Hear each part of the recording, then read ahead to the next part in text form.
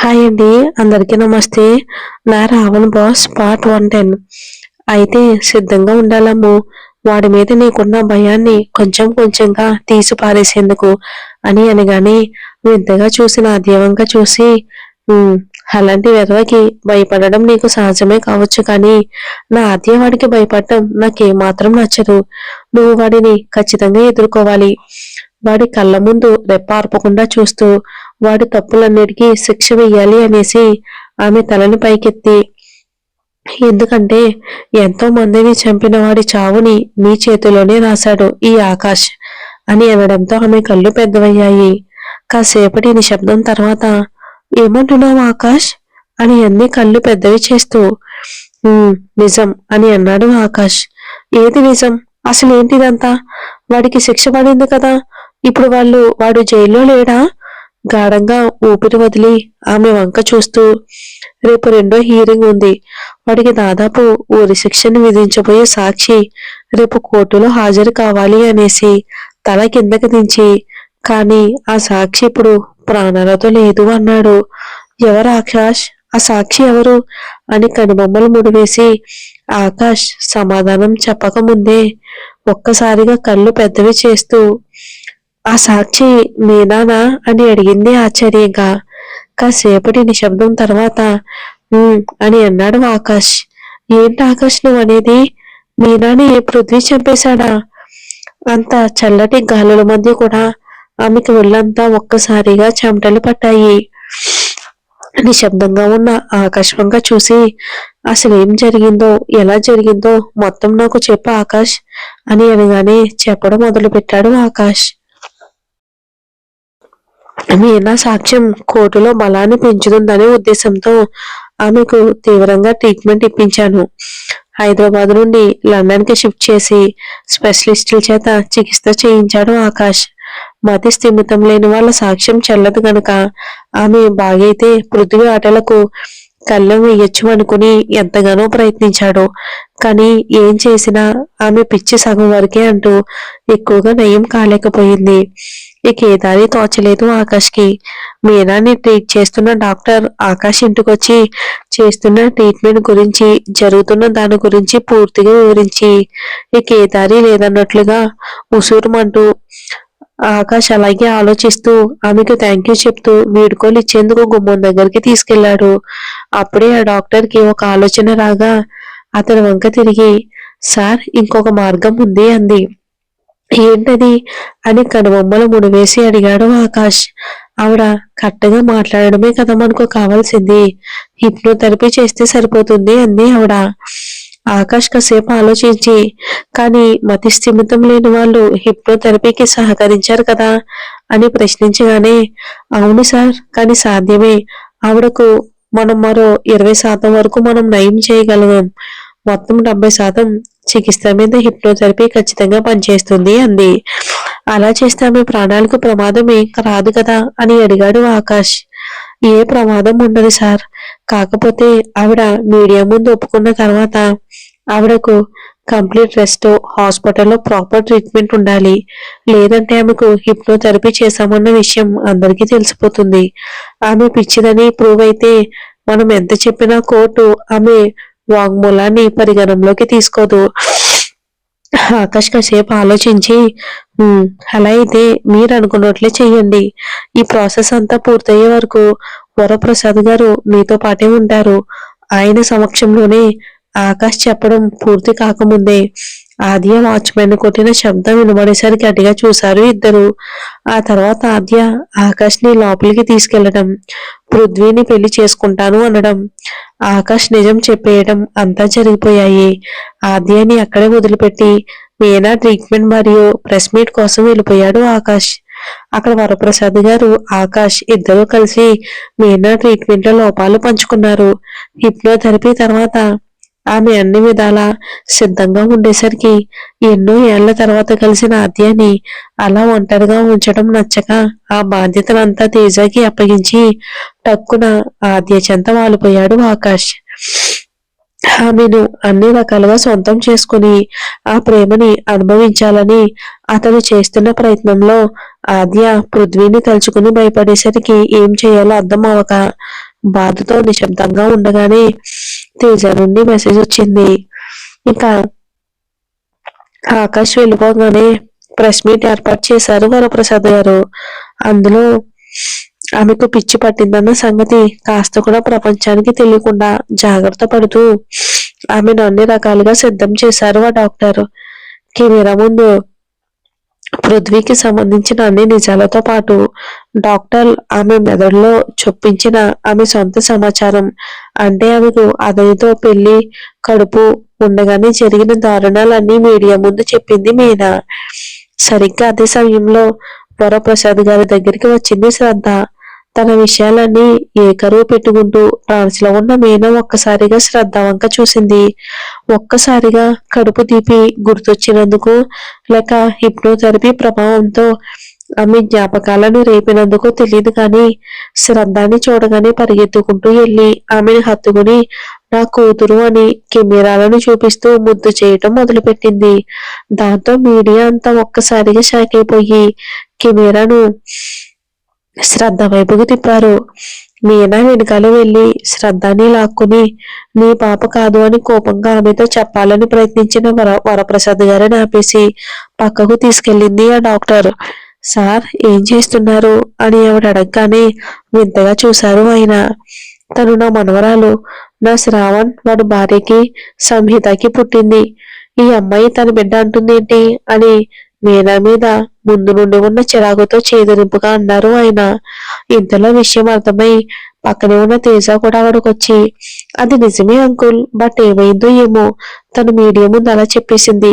ఇప్పుడు మనం కాదు అంటే తన మతి స్థిమితం సరిగ్గా లేదని అందరికీ తెలిసిపోతుంది. అప్పుడు ఆమె సాక్ష్యం చెల్లదు.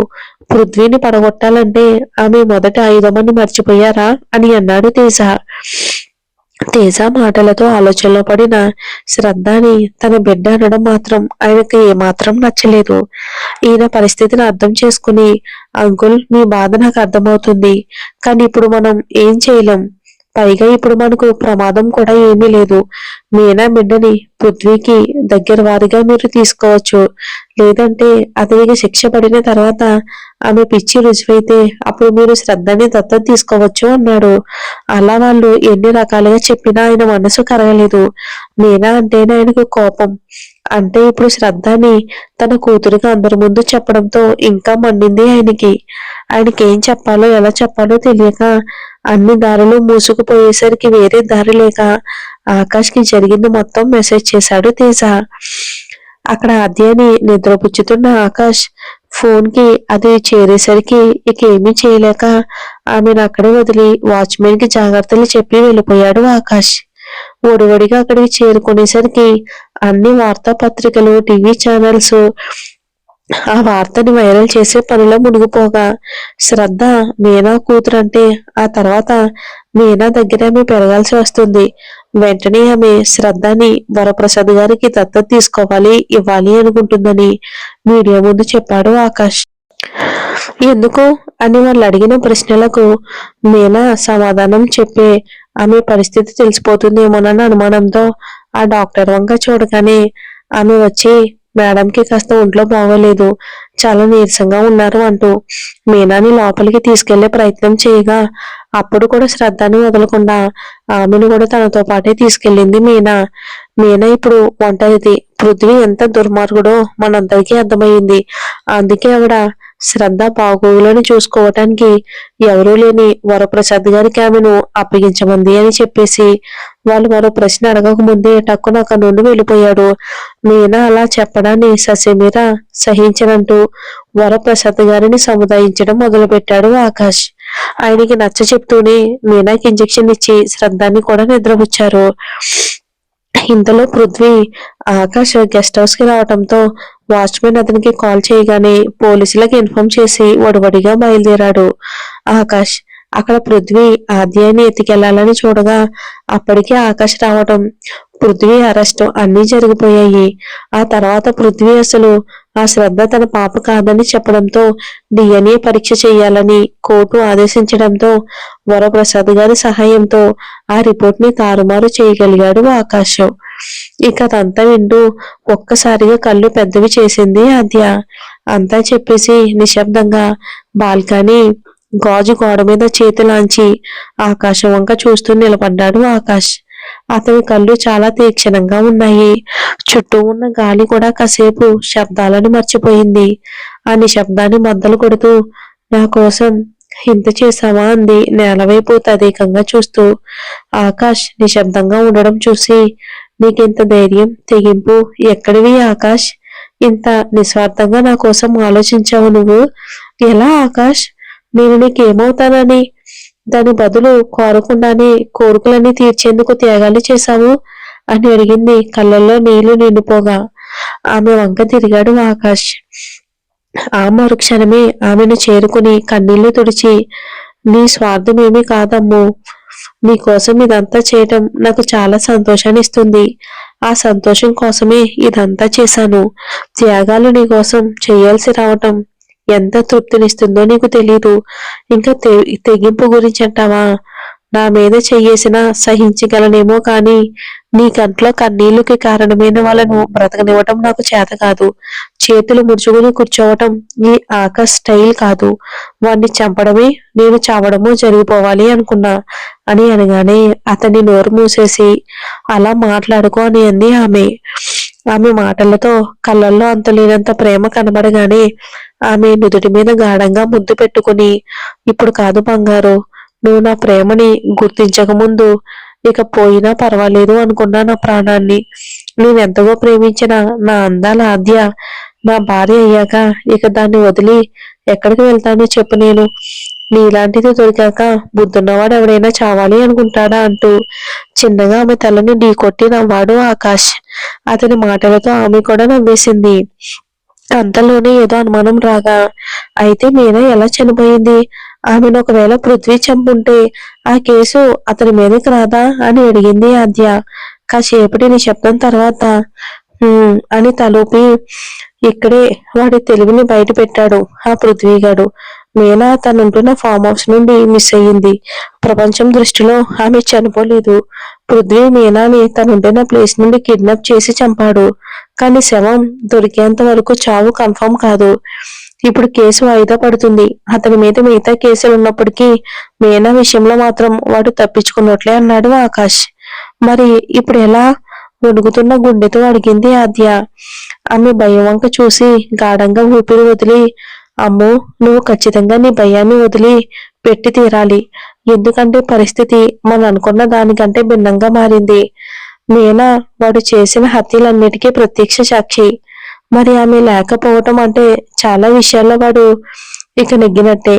ఇప్పుడు మీనా శవం దొరికితేనే మనకు ఆధారం దొరుకుతుంది. ఎందుకంటే ముందే మీనాకి ఏం జరిగినా పృథ్వీనే బాధ్యుడని కంప్లైంట్ రాసి ఆమె చేత సంతకం చేయించిన కాగితాన్ని 2 ప్రభుత్వాలకు మనం అప్పగించేశాం. కాబట్టి ఆమె చనిపోయిందంటే చంపింది పృథ్వీనే కానీ అని ఆకాష్ అనగానే, కానీ మనకు అంత సమయం ఉందా అని అంది ఆద్య దీర్ఘంగా ఆలోచిస్తూ. ఇక టక్కున ఆమె వంక చూసి, అలా ఎందుకు అడుగుతున్నావు అమ్ములు అని అన్నాడు ఆకాష్. మీనాని చంపగలిగాడంటే అతను తన వ్యూహాన్ని మొదలు పెట్టినట్లే. అతను ఇంకెంతో కాలం దీన్ని సాగించడు, తొందరగానే ముగించేస్తాడు అనేసి ఆకాష్ వంక చూసి అతనికి దగ్గరగా జరిగి విశాలమైన అతని గుండెల మీద తల మోపుతూ, అంటే నీతో కనీసం ఇంకొన్ని ఏళ్ళైనా కలిసి ఉండలేనా? కళ్ళల్లో నీళ్లు బుగ్గలపైకి జారుతూ ఉండగా గుటక పడుతున్న గొంతుకుతో అంది ఆద్య. ఆమె ముఖం వంక చూసి ఒక్కసారిగా ఆమెను గుండెలకు హత్తుకున్నాడు. చేతుల్లోంచి ఇష్టమైన బొమ్మను లాగేసుకుంటున్నట్టుగా చిన్నపిల్ల కౌగిలించుకున్నట్లు అతన్ని గట్టిగా కౌగిలించుకుంది ఆద్య. ఆమె తల మీద ముద్దు పెట్టుకుని నిమురుతూ, పిచ్చమ్మో, ఇంకొన్ని ఏళ్ళు కాదే, నేను పోయేంత వరకు నువ్వు నాతోనే ఉంటావు, నేను నీతోనే ఉంటాను అని అనేసి గాఢంగా ఊపిరి వదిలి, ఏమనుకుంటున్నావు బంగారం? నీ ఆకాష్ గురించి ఇదంతా నీకు చెప్పింది వాణ్ణి నువ్వు చంపేటప్పుడు వాడి ఎదురుగా నిలబడాలి. అప్పుడు నీ కళ్ళల్లో నేను భయాన్ని చూడకూడదు. వాడి గురించి అంతా నీకు తెలియాలని చెప్తే నువ్వేమో ఏదేదో ఆలోచిస్తున్నావు అని అనేసి, అమ్మో విను, కాళ్ళు చేతులు కట్టేసి వాణ్ణి నీ కళ్ళ ముందే పడేస్తాను. అర్థమైందా? నా అమ్మ వాణ్ణి చంపుతూ ఉండగా నేను చూడాలి. ఇది గుర్తు పెట్టుకో. వాడి చావు మాత్రం నీ చేతిలోనే. అది నేను నీ పక్కన ఉండగానే అన్నాడు. ఆకాష్ ఆమె కళ్ళల్లోకి చూస్తూ, మరి ఇంతటి ప్రేమను ఆద్య ఏమిచ్చి రుణం తీర్చుకోగలదు? మరి ఏం జరుగుతుందో వచ్చే ఎపిసోడ్ లో చూద్దాం.